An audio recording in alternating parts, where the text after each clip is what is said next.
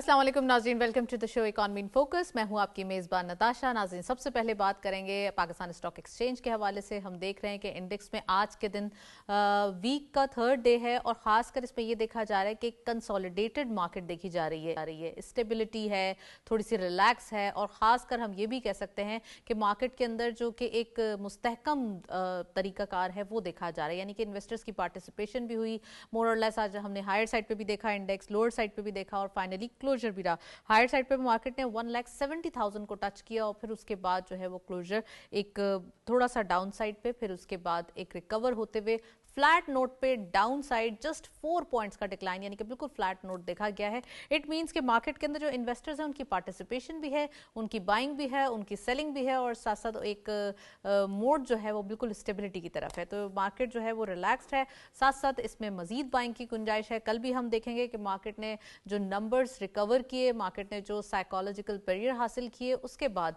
Market ने उसको पहले एक स्टेबिलिटी की तरफ लेके गई, फिर मजीद आगे बढ़ती हुई दिखाई दे रही है। This is the beauty of the market. हम कह सकते हैं कि पाकिस्तान स्टॉक एक्सचेंज के अंदर एक अच्छा जो नंबर्स हैं, एक अच्छे नोट्स हैं वो दिखाई दे रहे हैं। तो डिटेल डिस्कशन करेंगे, साथ साथ हम बात करेंगे आज इन्वेस्टर्स कॉन्फिडेंस के हवाले से। हम देख रहे हैं कि पाकिस्तान में जो बिजनेस कॉन्फिडेंस है वो बढ़ता हुआ दिखाई दे रहा है और ये 7 साल की बुलंद तरीन सतह पर पहुंच चुका है। इट मीन्स के जो इन्वेस्टर्स पार्टिसिपेशन है, जो बिजनेस कॉन्फिडेंस है, या जो हमारे पास जो एक मैन्युफैक्चरिंग की, इंडस्ट्रीज की जो एक कॉन्फिडेंस लेवल बढ़ गया है ना बिजनेस का, ये बहुत ज़्यादा खुशाइन है और इसके ऊपर आज हम बात भी करेंगे, डिटेल डिस्कशन भी करेंगे और ये भी देखेंगे कि इस अपॉर्चुनिटी से हम मजीद कैसे फ़ायदा उठा सकते हैं, कितने इन्वेस्टर्स आ रहे हैं, कितने बिजनेसेस मजीद बढ़ रहे हैं, लोकल बिजनेसेस कैसे सोच रहे हैं, एसएमईज का क्या आजकल एक हम कह सकते हैं कि रुझान है और ख़ासकर जो हम एलएसएम की बात करें तो इस ग्रोथ के अंदर कितनी स्टेबिलिटी है। So we have highlights. जब अभी हम हाईलाइट्स देखते चलते हैं, आज के हमारे पास इंडेक्स परफॉर्मेंस भी होगी, वॉल्यूम लीडर होंगे। So let's have a look कि आज की मार्केट ने कैसे बिहेव किया और पूरे प्रॉपरली नंबर्स आपको दिखाएंगे। Let's have a look.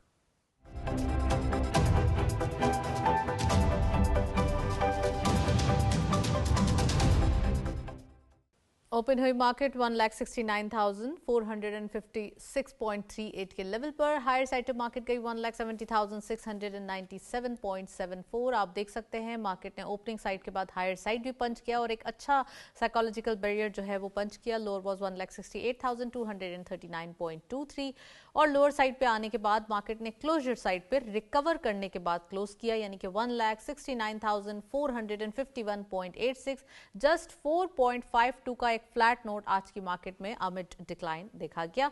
Volume leaders भी हमारे पास मौजूद हैं। लेट्स हैव अ लुक आज के कौन कौन से वॉल्यूम्स जनरेट हुए हैं और कौन कौन से स्क्रिप्ट्स आज सामने आए।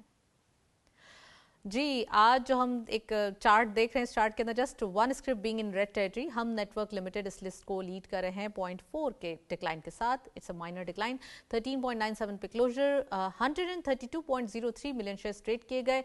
एक अच्छे वॉल्यूम्स जनरेट हुए हैं फर्स्ट स्क्वाट पे। सेकेंडली बैंक ऑफ मुकरमा लिमिटेड 0.19 का इजाफा देखा गया, 6.14 पे क्लोजर रहा। 103.48 मिलियन शेयर्स का कारोबार रहा। हम देख सकते हैं अच्छे 100 मिलियन में जो वॉल्यूम्स जनरेट हुए, इट मींस के एक अच्छी चेंज देखी जा रही है, इन्वेस्टर्स पार्टिसिपेशन है और डे ट्रेडर भी इस चीज़ का फायदा उठाते हुए दिखाई दे रहे हैं।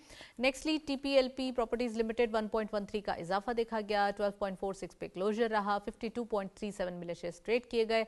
फोर्थ स्क्वाड पे फर्स्ट नेशनल इक्विटी लिमिटेड 1.06 का इजाफा देखा गया, जबकि 23.37 पे क्लोजर रहा। 50.33 million shares traded. And lastly bank of Punjab 0.55 का इजाफा, 35.51 पे क्लोजर, 46.88 मिलियन शेयर्स का कारोबार रहा। आज हम देख रहे हैं कुछ अनकन्वेंशनल स्क्रिप्ट्स भी सामने आए हैं जो एक हफ्ते 2 हफ्ते से हम नहीं देख रहे थे और इन तमाम चीज़ों में एक चीज़ डेली जो मैं बताती हूँ वो कॉमन ही है, तमाम पेनी स्टॉक्स और third tier second tier scripts दिखाई दे रहे हैं। इट मीन्स कि अभी भी जो हमारे इन्वेस्टर्स हैं उनका रुझान यहाँ देखा जा रहा है। हमारे साथ ओवर कॉल गेस्ट मौजूद हैं, पाकिस्तान स्टॉक एक्सचेंज की परफॉर्मेंस वॉल्यूम्स के हवाले से बात करेंगे।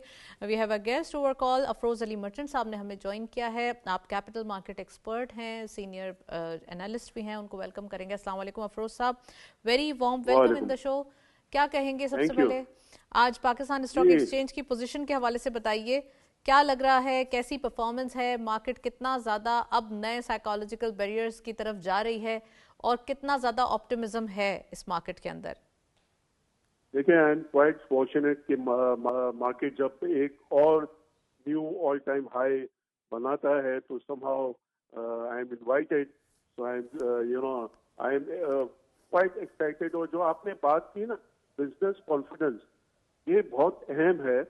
बिजनेस कॉन्फिडेंस कंटिन्यूसली जो है वो हमारा इम्प्रूव होता जा रहा है, क्योंकि सर्वे किया जाता है जिसमें फॉरेनर्स भी शामिल है, मल्टीनेशनल बैंक्स है, मल्टीनेशनल ऑर्गेनाइजेशंस है और लोकल इन्वेस्टर्स भी है। तो ये कंटिन्यूस जो है वो आप देखें कि वो बेहतर हो रहा है। तो मार्केट के लिए ये सारी बातें खुशाइंदी। आपने नए हाइज का जिक्र किया, कौन कौन से नए हाइज आप समझते हैं कि अब अचीव होने वाले हैं? और ख़ासकर हम ये देख रहे हैं कि एक एनुअल ईयर भी एंड हो रहा है, तो इस मार्केट के अंदर जो पूरे स्टार्ट से देखा जाए तो क्या क्या चीज़ें हैं जो आप समझते हैं सामने आई हैं और न्यू ईयर का वेलकम करेगी मार्केट, तो किस साइकोलॉजिकल बैरियर पे करेगी? देखिए, 170,000 आज क्रॉस किया है और बट मुझे इंटरडे सिर्फ हाई। इंतजार, जी, ऑल टाइम हाई। और जो म्यूचुअल फंड्स है वो तो लास्ट ईयर ही री एंटर हो गया हमारी मार्केट में और इस साल भी हेवीली वो एक्टिव है। The only sector which is not active and I am quite confident. देखिए, जो ये अभी 1.2 बिलियन डॉलर्स का आईएमएफ ने जो हमें वो अप्रूव किया है, तो उसमें अब हमारे रिजर्व्स 15 बिलियन डॉलर्स क्रॉस कर गए। 15 बिलियन डॉलर्स मींस, देखिए, इकोनॉमिक्स की लैंग्वेज में ये इंपोर्ट कवर कॉन्सेप्ट है जो काफी वो फोकस किया जाता है कि मुल्क का इंपोर्ट कवर कितना है। अब मुल्क का इंपोर्ट कवर, क्योंकि हमारी 5 बिलियन डॉलर्स का इंपोर्ट है और 15 बिलियन डॉलर्स का हमारा रिजर्व्स है, तो 3 मंथ्स का हमारा इंपोर्ट कवर है, जो किसी मुल्क के लिए एक रीजनेबल इंपोर्ट कवर है। राइट। तो मैं समझता हूँ कि देयर इज नो रीजन कि नेक्स्ट ईयर अगर हमें एक इंटरनेशनल क्रेडिट रेटिंग एजेंसी एक नॉच भी अपग्रेड करती है तो ये फॉरेनर्स जो एग्जिट हुए हैं वो दोबारा फॉरेनर्स आएंगे। अगर फॉरेनर्स दोबारा आते हैं तो I can see the market crossing 250,000 towards the end of 2026, 1 year from now. तो ये सारी पॉजिटिव चीजें हो रही है अल्हम्दुलिल्लाह। तो इंशाल्लाह में, और स्टेबिलिटी है, पॉलिटिकल स्टेबिलिटी है और हम एक रीजन में काफी स्टेबिलिटी है। तो ये सारी चीजें काफी मार्केट को पॉजिटिव वो इंडिकेटर्स देते हैं। अच्छा अफरोज साहब, ये भी बताइएगा कि हम अगर थोड़ा सा इस वीक की बात करें, इस वीक के स्टार्ट से मार्केट ने एक एंथुसियास्टिक परफॉर्मेंस दी, इसके बाद हमने सेकेंड डे भी कल देखा और आज के दिन मार्केट ने उसे एक प्रॉपरली कंसोलिडेट करा। तो आप समझते हैं कि ये नंबर्स, ये चीज़ें मार्केट के लिए बहुत ज़्यादा हेल्दी साइंस हैं ताकि वो आगे जो नेक्स्ट 2 डेज हैं, 2 ट्रेडिंग सेशंस हैं, इसके अंदर ज़्यादा एक अच्छी बाइंग की तरफ जा सकती है? देखिए, दिसंबर का महीना जैसा शुरू होता है तो जो कंपनीज, जो ऑर्गेनाइजेशन, जो बैंक्स का तो सारे बैंक्स का जो ईयर एंड दिसंबर होता है, तो दिसंबर में जो ईयर एंड होता है जिन इदारों का, वहाँ बाइंग शुरू हो जाती है।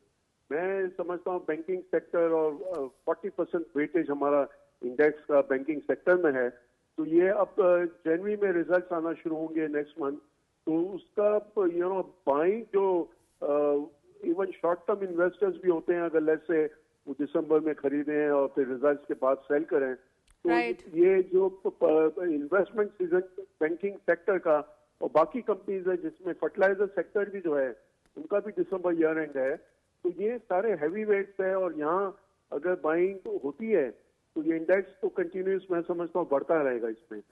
इस साल अफरोज साहब हमने बहुत सारी चीज़ें चेंज होते हुए देखी हैं। लाइक अगर हम बात करें स्टॉक मार्केट के हवाले से, सुनने में ये आ रहा था कि नेक्स्ट ईयर कोई टैक्सेशन में भी कमी हो जाएगी स्टॉक मार्केट के लिए, ताकि अवेयरनेस, ताकि अकाउंट्स, ताकि जो इन्वेस्टर्स की तादाद है वो बढ़ जाए।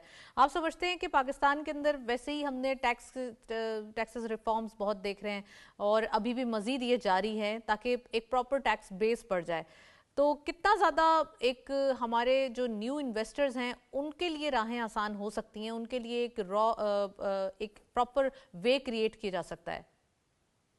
देखिए, जो SIFC special investment facilitation council है, उसमें जो आर्मी को रिप्रेजेंट करते हैं, लेफ्टिनेंट जनरल में नाम, सॉरी सरफराज साहब, हाँ, सरफराज साहब, उन्होंने एडमिट किया है रिसेंटली कि हमारे यहाँ टैक्स रेट बहुत ज्यादा है, इंटरेस्ट रेट भी ज्यादा है और एनर्जी कॉस्ट भी ज्यादा है।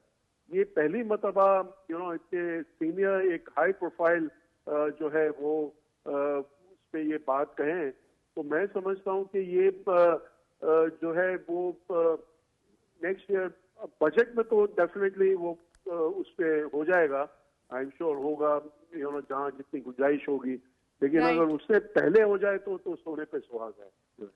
अच्छा, अगर हम जो बजट के टारगेट्स की थोड़ा सा अगर इसको हाफ ईयरली देखें, यानी कि अगर 2 क्वार्टर्स की बात करें, हमारे पास ये 6 महीने गुजर जाते हैं दिसंबर मंथ के अंदर। आपको याद होगा लास्ट ईयर जब ईयर कंप्लीट हो रहा था, एनुअल ईयर, तो एक विंडफॉल टैक्स भी आया था बैंक्स के ऊपर।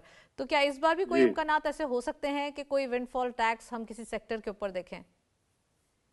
नहीं, मैं नहीं समझता हूँ। देखें, आप देखें ये 3 साल से आप देख लें जो ये हुकूमत है, इन्होंने कभी बीच में जो है वो मिनी बजट या इस किस्म की चीजें आई नहीं है कभी जी। वो विंडफॉल टैक्स की जगह उन्होंने बैंकिंग सेक्टर का जो टैक्सेशन है उसको इंक्रीज कर दिया था। अच्छा। वो जो सुपर टैक्स के साथ 49% था तो उसको 54% कर दिया, 5% कम कर दिया, बढ़ा दिया, और विंडफॉल टैक्स उसको खत्म किया। तो उसमें तो अब वो दैट्स क्लोज स्टोरी। और मैं नहीं समझता हूँ। देखें, आपके ठीक है जो फोरकास्ट से बजट रेवेन्यू जो हासिल हो रहा है वो कम है, लेकिन पिछले साल से 17% जो है वो ज्यादा हमें हासिल हुआ है। अब इन्फ्लेशन जब हमारे मुल्क का 6 और 7% हो गया है और 17% ज्यादा टैक्स मिल रहा है, तो गवर्नमेंट को तो नेट 10% जो है वो एक्चुअल जो फिगर 10% ज्यादा टैक्स हो रहा है। तो मैं नहीं समझता हूँ कोई मिनी बजट या कोई दिसंबर में या कोई ऐसी कोई करने की गुंजाइश है, जहाँ IMF का भी हमें फुल्ली सपोर्ट है। और बाकी अब यूएस इंपोर्ट एक्सपोर्ट बैंक का भी हम सुन रहे हैं, तो वो भी काफी चीजें मटेरियलाइज हो रही है। रिकोडिक प्रोजेक्ट में इन्वेस्टमेंट आ रहा है, तो सारी अल्हम्दुलिल्लाह पॉजिटिव चीजें आ रही है।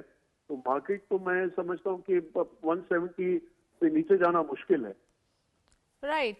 अच्छा, थोड़ा सा अगर सेक्टर वाइज हम बात करें, और अब आपने कहा कि जब ईयर एंड हो रहा होता है तो थोड़ा सा बाइंग में भी इजाफा हो जाता है, तो डू यू थिंक दैट कि जो इन्वेस्टर्स अब न्यू पार्टिसिपेट कर रहे हैं इस न्यू हाइज एरा के अंदर, कि अभी ये नया दौर शुरू हो रहा है, अब नए माइलस्टोन अचीव होंगे, और मार्केट के लिए कुछ एनालिटिकल व्यूज मौजूद है कि नेक्स्ट जो फिस्कल ईयर होगा उसमें 200K भी हो सकती है मार्केट। सो आप उन इन्वेस्टर्स को क्या एडवाइस करेंगे जो चाहते हैं अपने पोर्टफोलियो बिल्डअप करना और न्यू एंट्री लेना चाहते हैं?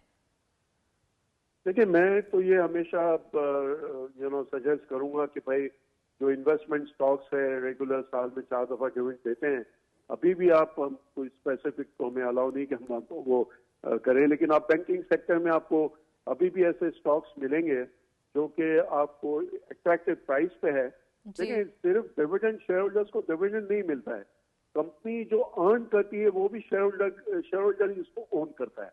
तो कंपनी अर्निंग्स भी देखनी चाहिए। कुछ बैंक्स अर्निंग्स उनकी बहुत अच्छी है, ठीक है, डिविडेंड उतना नहीं दे रहे, लेकिन अगर डिविडेंड जहां अगर उनकी अर्निंग्स है और 50% डिविडेंड दे रहे हैं, तो बाकी 50% को वो बैंक री इन्वेस्ट करता है ना, या जो भी कंपनी है वो री इन्वेस्ट करती है, तो वो शेयर होल्डर्स को ही बेनिफिट होता है। तो बाहर के मुल्कों में सिर्फ डिविडेंड नहीं देखा जाता है, अर्निंग्स पर शेयर भी देखा जाता है। तो मैं समझता हूँ शेयर होल्डर्स को इन्वेस्टर्स को अर्निंग्स पर शेयर देखने की भी जरूरत है। अभी भी अगर 5 और 6 की पी पे अगर 20 रुपए की किसी की अर्निंग्स है और 100 रुपए का स्टॉक मिल रहा है, और आप अगर तो उसमें आप जाएंगे रिसर्च करेंगे तो आपको नजर आएंगे कुछ अभी भी कुछ हर सेक्टर में आपको मिलेंगे कि कुछ इदारे जो 5 की पी से नीचे या 6 की पी पे मिल रहे हैं, तो वो उसको ग्रैब करना चाहिए। हमारे न्यू इन्वेस्टर्स को भी उसी पे फोकस करना चाहिए। अच्छा, तो आप समझते हैं कि कुछ सेक्टर्स अगर आप उनको बता दें तो ज्यादा बेहतर रहेगा, ताकि अपना पोर्टफोलियो उस सेक्टर्स के अंदर बिल्डअप कर लिया जाए?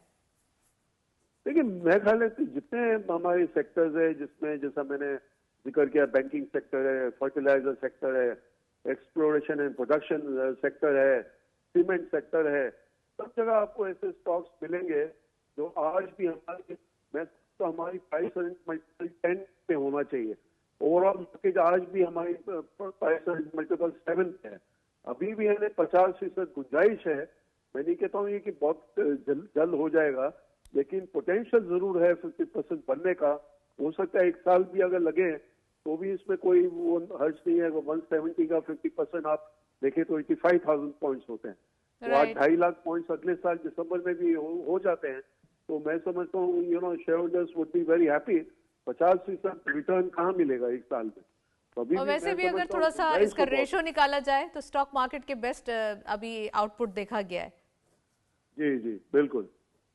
अच्छा, अफरोज मर्चेंट साहब, अब जो कि आपने थोड़ा सा एडवाइस किया है कि फर्टिलाइजर है, सीमेंट है, और खासकर आपने ईएनपी सेक्टर का जिक्र किया है, इसके अलावा और भी सेक्टर्स हैं जो अच्छे प्रॉफिट्स बुक कर रहे हैं। आईटी सेक्टर के हवाले से बात करें या ऑटो सेक्टर जो फाइनेंसिंग में इजाफा हुआ है, इनको कैसे देखते हैं?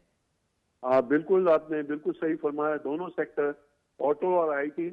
ऑटो आप देखें कि ये 3 साल से मुसलसल ऑटो लोन्स में कमी आ रही थी। अब इस साल जुलाई शुरू हुआ है, 6 महीने में आप देखें, क्योंकि जब इंटरेस्ट रेट नीचे आ गया है, हाफ हो गया है 22% से 11%, तो लोग अब अफोर्ड कर सकते हैं नई गाड़ी खरीदना।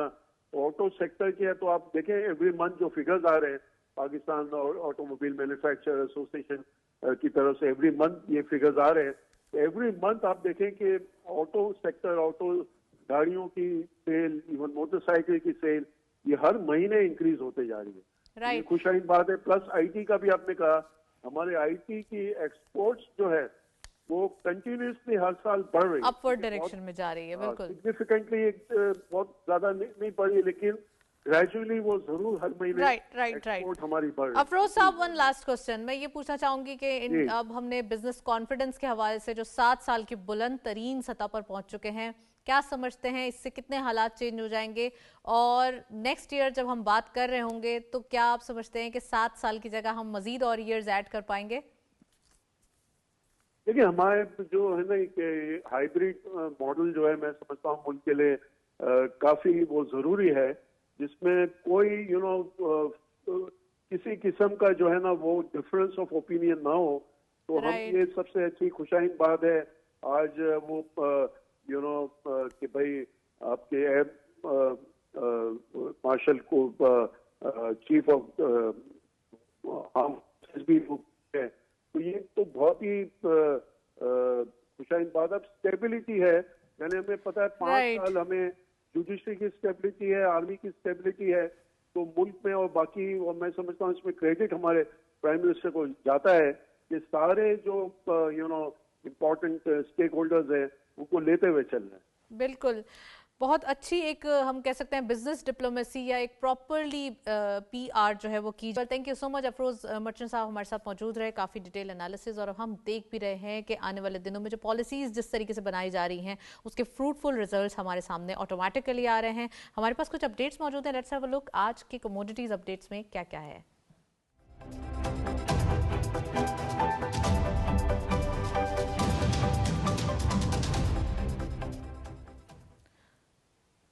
कमोडिटीज में सबसे पहले गोल्ड की पर तोला प्राइस 4,42,797 रुपीज, गोल्ड पर 10 ग्राम 3,80,030 रुपीज। मोर और लेस कल के जैसे ही लोकल मार्केट के प्राइसेस दिखाई दे रहे हैं। इंटरनेशनल गोल्ड रेट पर ऑनस 4,212.61 डॉलर, ऑयल WTI पर barrel 58.6 dollar, oil Brent crude पर बैरल 62.25 डॉलर। ऑयल प्राइसेस भी कल के जैसे ही आज थोड़ा सा एक फ्लक्चुएशन देखी जा रही है, बट नॉर्मली जो है वो सेम दिखाई दे रहे हैं। नेक्स्ट करेंसी रेट्स भी हमारे पास मौजूद हैं आज के मार्केट में। देखते चलते हैं कि करेंसी के हवाले से क्या चीज़ें हैं जो हमारे सामने आई हैं। खासकर हम डॉलर की कल की प्राइस जो है वो देख चुके हैं, थोड़ी सी डेप्रिसिएशन देखी जा रही है। Let's have a look.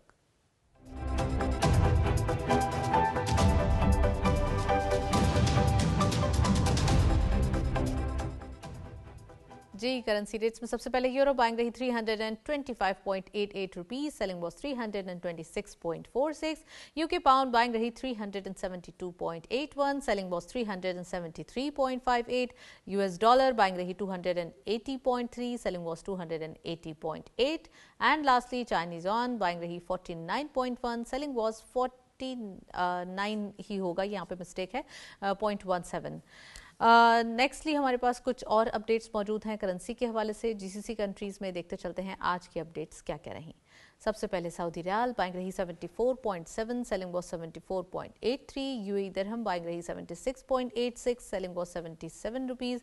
Nextly कतरी रियाल बाइंग रही 76.96, selling was 77.1, and lastly Kuwaiti दिनार बाइंग रही 912.7, सेलिंग वाज 914.33। ये थे करेंसी अपडेट्स। आज हमने तमाम अपडेट्स भी आपको दिखाई हैं। एक ब्रेक की जानिब चलते हैं, साथ रहिए।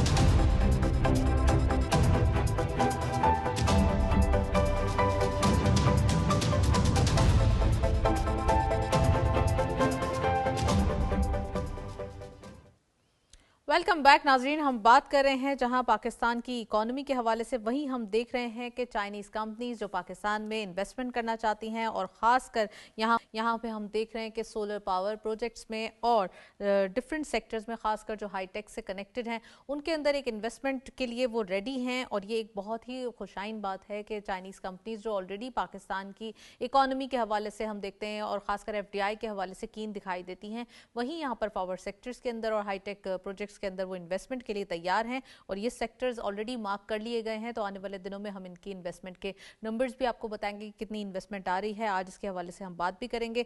साथ साथ हम देख रहे हैं कि इंक्रीमेंटल टैरिफ पैकेजेस जो हैं वो इंट्रोड्यूस करवाए जा रहे हैं। नेपरा ने सनती और ज़रई सारिफिन के लिए तकरीबन यूनिट जो है वो 22.98 रुपी फ़ी यूनिट प्राइस कर दी है और इसकी मंजूरी भी दे दी है, यानी कि इसकी अप्रूवल्स भी हो चुकी हैं।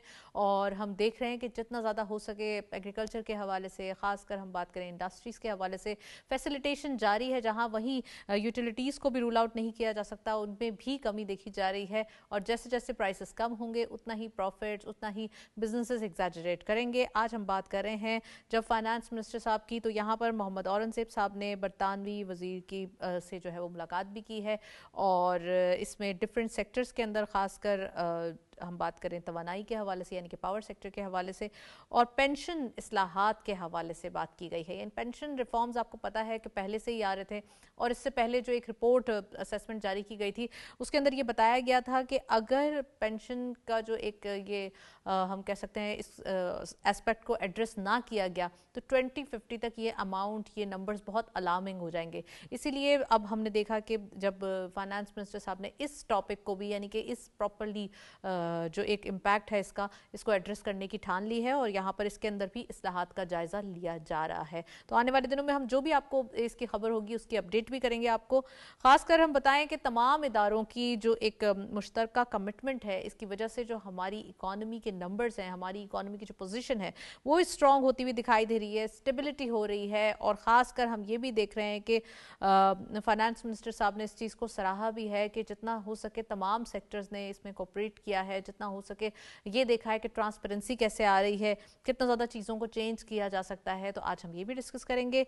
पंजाब और चाइना में जदीद ज़रई ताउन के लिए मुतादिद मुआहदे भी हो चुके हैं। आज हम ये भी बात करेंगे कितना इंपॉर्टेंट है डिफरेंट एग्रीमेंट्स का होना, डिफरेंट MOUs का साइन होना।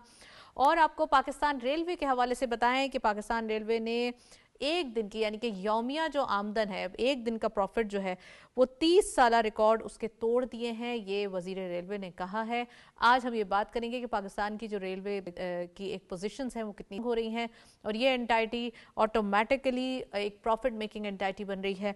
आज हम बात करेंगे और इक्तसादी राब्ता कमेटी के हवाले से आपको बताएं कि यहाँ पर गाड़ियों की दरामद के तरीक़ाकार में तब्दीली की मंजूरी जो है वो फाइनली दे दी गई है कि कैसे इंपोर्ट होगी, किस तरीके से इसमें टैक्सेशन किए जाएंगे। बात करेंगे, एक रिपोर्ट देखते हैं पहले, फिर वापस आते हैं।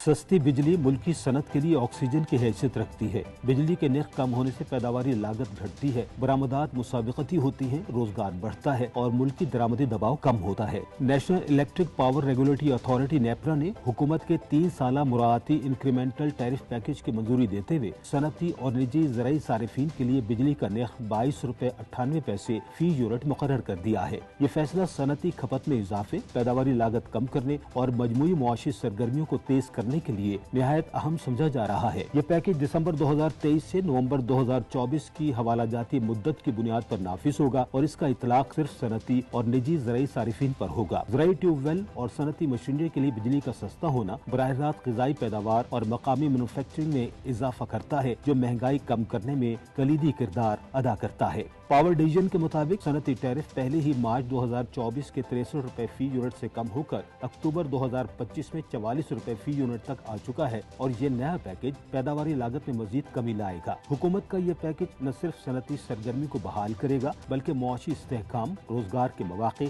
और बरामदात में इजाफे की बुनियाद बनेगा। सस्ती बिजली पाकिस्तान की सनती बहाली और मुआशी तरक्की के लिए गेम चेंजर साबित हो सकती है। इंडस्ट्रीज चलती हैं तो ही इकॉनमी के नंबर्स बढ़ते हैं। ऑफ कोर्स जब इसमें तरक्की होगी तो ऑटोमेटिकली हमारी इकॉनमी के नंबर्स में इजाफा होगा। आज इससे बात करेंगे। We have a guest in studios, Karachi studios. हमारे साथ मौजूद हैं खालिद फातमी साहब। आप एनालिस्ट भी हैं, एक्सपर्ट भी हैं, उनको वेलकम करेंगे। अस्सलाम वालेकुम खालिद फातमी साहब, very warm welcome in the programme. सबसे पहले ये बताइए कि चाइनीज़ कंपनीज जो कि इन्वेस्टमेंट करना चाहती हैं, ख़ासकर हम देख रहे हैं कि डिफरेंट तवानाई के शोबों में जहाँ हम बात कर रहे हैं या फिर हम एग्रीकल्चर शोबों की बात कर रहे हैं, तो यहाँ पर एक हाईटेक इन्वेस्टमेंट, हाईटेक शोबे के अंदर भी इन्वेस्टमेंट की बात की जा रही है। तो कितना ज़्यादा इंडस्ट्रियल एक शोबे को फ़रोग दिया जा रहा है और दूसरी तरफ एक इंक्रीमेंटल जो टैरिफ है वो इंट्रोड्यूस करवाया जा रहा है, गवर्नमेंट की जानिब से इसका पैकेज दिया जा रहा है। और इसमें ये देखा जा रहा है कि ख़ासकर एक तो ज़राई सारिफिन के लिए ये बहुत इंपॉर्टेंट होगा और दूसरा ये कि जहाँ पर इंडस्ट्रीज़ के लिए टैरिफ 22.98 फी यूनिट इसकी प्राइस रखी गई है, इसकी अप्रूवल भी दे दी गई है। तो ये कितना ज़्यादा ये इनिशिएटिव्स गवर्नमेंट की जानिब से और ख़ासकर हम देख रहे हैं जो कि इंडस्ट्रीज़ के लिए फ़रोग के लिए किए जा रहे हैं, इंपॉर्टेंट कितना है ये? बिल्कुल आपने दुरुस्त फरमाया। देखिए, ये दोनों जो दो अलग अलग टॉपिक आपने दिया है वो बहुत अहम है। चीन के हवाले से हम अच्छी तरह जानते हैं कि एक तवील अरसे से जो हमारे उनके ताल्लुकात दोस्ताना के साथ साथ जो मुआशी हवाले से है वो बहुत मजबूत है। यूँ तो सारे ताल्लुकात हर शोबे में उनसे बहुत कॉम्पैक्ट, सीपेक उसकी सबसे बड़ी मिसाल है, लेकिन इस हवाले से जो चीन ने इंटरेस्ट जाहिर किया है वो बहुत अहम है पाकिस्तान के लिए, क्योंकि उन्होंने शमसी तवानी, जिसको हम सोलर सिस्टम कहते हैं, और ख़ास तौर पे हाई टेक। देखिए, इस वक्त पाकिस्तान को जो सबसे बड़ा चैलेंज है हर फील्ड में वो हाई टेक में आगे बढ़ने की है। चाइनीज़ डेलीगेशन से जो मुलाकात हुई है वफाकी वज़ीर बराए सरमायाकारी जो कैसर मोहम्मद शेख अहमद शेख साहब ने किया है, उसमें सारी जो डिस्कशन है वो यही है कि चीन ने ये कहा है, चीन ने ये जाहिर किया है और हमने भी उनसे ये कहा है कि हाई टेक में और इस शोबे में यानी शमसी तवानाई में हमारी मैक्सिमम इन्वेस्टमेंट करें, और वो इस बात पे रजामंद भी हैं। और इस हवाले से गवर्नमेंट ने ऑलरेडी न सिर्फ ये बातचीत की बल्कि 6000 एकड़ ज़मीन मुख्तस भी कर दिया और एक बहुत अच्छी ऑफर ये दिया कि 10 साल के लिए it will be A tax free zone, यानी टैक्स भी नहीं। तो मैं समझता हूँ कि ये चीनी के लिए यानी विन विन सिचुएशन है, हमारे और चीन दोनों के लिए। वो यहाँ काम कर सकते हैं क्योंकि उनको पता है कि वो अपने ही मुल्क में है। हमारे मुल्क में कि मतलब जिस तरह की दोस्ती हमारी पिछले 50-60 साल से है, चीनियों के लिए दूसरा घर है उनका। तो इस हवाले, और वो हर फील्ड में हमारी मदद कर रहे हैं, सिर्फ इसमें नहीं है। तो इसलिए उनको बहुत आसान एक अच्छे इन्वायरमेंट में काम करने का मौका मिलेगा। और हमारी तरफ से जो उनको ये बहुत बड़ी इंसेंटिव दिया गया कि 6000 एकड़ ज़मीन भी दे दी गई और 10 साल का, तो मैं समझता हूँ कि इससे बहुत बड़ी सरमायाकारी आने की गुंजाइश भी है और तवक्को भी है। और इससे जो हाईटेक में हम आगे निकलेंगे तो शमसी तवानाई भी बहुत अहम है, क्योंकि देखिए इस वक्त पूरी दुनिया में जो सारी दौड़ भाग है या मारधाड़ है या कंपटीशन है, वो डेवलपमेंट में सबसे इम्पॉर्टेंट रोल प्ले करता है पावर। अच्छा, अब देखिए आज से कोई 50 साल पहले अगर कोई कहता है कि इलेक्ट्रिक के अलावा भी कोई पावर है तो शायद लोग यकीन नहीं करते, लेकिन विंड पावर हो गया तो सोलर हो गया तो बहुत सारी दूसरी चीज़ें हो गई, क्योंकि लोग आहिस्ता आहिस्ता ऑल्टरनेट तलाश करें। तो मैं समझता हूँ कि ये जो मुलाकात हुई है बीजिंग, ये मुलाकात असल में जो 25 सितंबर को बीजिंग में हुई थी ना, उसकी ही मीटिंग की गोया रिवाइवल है और रिव्यू है, जिसमें गोया चीज़ों को फाइनल किया जाएगा। और इसमें सबसे इंपॉर्टेंट ये है कि इस वफद जो मीटिंग उसमें बोर्ड ऑफ इन्वेस्टमेंट के सारे लोग मौजूद हैं। फातमी साहब ये भी बताइएगा, बोर्ड ऑफ इन्वेस्टमेंट के सारे लोग बैठे हैं जो तमाम तफसीलात बता रहे हैं। जी फातमी साहब ये भी बताइएगा कि हमने फाइनेंस मिनिस्टर साहब को देखा कि उन्होंने बताया कि पाकिस्तान में जितने सेक्टर्स हैं खासकर ये इनके ताउन से तमाम जो एक इकोनॉमिक स्टेबिलिटी है वो आते हुए दिखाई दे रही है, एक स्ट्रॉन्ग जो एक पोजीशन है फाइनेंस के हवाले से वो होती हुई दिखाई दे रही है। ये भी बताइएगा कि कितना ज़्यादा अच्छा किरदार अदा किया तमाम सेक्टर्स ने ट्रांसपेरेंसी के हवाले से, प्रॉफिट्स के हवाले से, एक्सपोर्ट के नंबर्स बढ़ाने के लिए। और दूसरी तरफ हमने ये देखा कि फाइनेंस मिनिस्टर साहब ने बरतानवी वजीर से भी मुलाकात की है और डिफरेंट शोबों में खासकर पावर सेक्टर के हवाले से जो है वो बात की है और पेंशन के जो एक इस एस्पेक्ट को एड्रेस करने की बात की गई है कि इसके इस्लाहात का जायजा लिया जाएगा। कितना इंपॉर्टेंट है ये दोनों सवाल?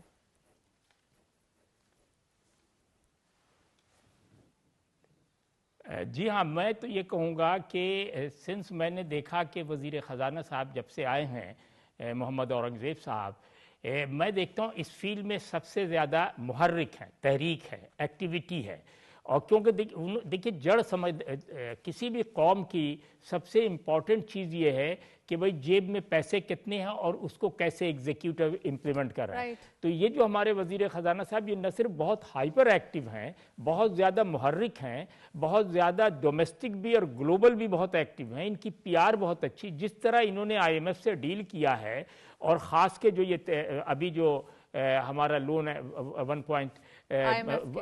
1.2 ही समझ लो, दोनों मिला के बिलियन का अप्रूव हुआ, उसके बाद से बहुत सी चीज़ साबित हुई है। यानी अब कहने की हमें ज़रूरत नहीं, क्योंकि IMF ने जो हमारे ऊपर इम्तहानात लगाए हुए थे, जो हमारा बदर्जे यानी दर्जे दर्जे हमारे टेस्ट ले रहे थे और उसमें हमें पास करना था, जिसमें बड़े सारे हर्डल्स भी आए थे, जिसमें बड़ी सारी रुकावटें भी आई थी, जिसमें बड़े सारे अंदेशे भी आए थे, उससे गुजर के तो अब जब उन्होंने अब खिताब किया इसमें कॉन्फ्रेंस में, तो उन्होंने ये कहा कि ये मेरे अकेले का काम नहीं, ये कलेक्टिव है, टीम वर्क। किसी को उन्होंने कहा इसमें सारे इदारे हैं, क्योंकि हम सैलाब से गुजरे और हम बहुत क्राइसिस में थे, हमें अंदाज़ा था कि हम शायद बगैर पैसे लिए नहीं गुजार सकेंगे, हमने सैलाब गुजार दिया।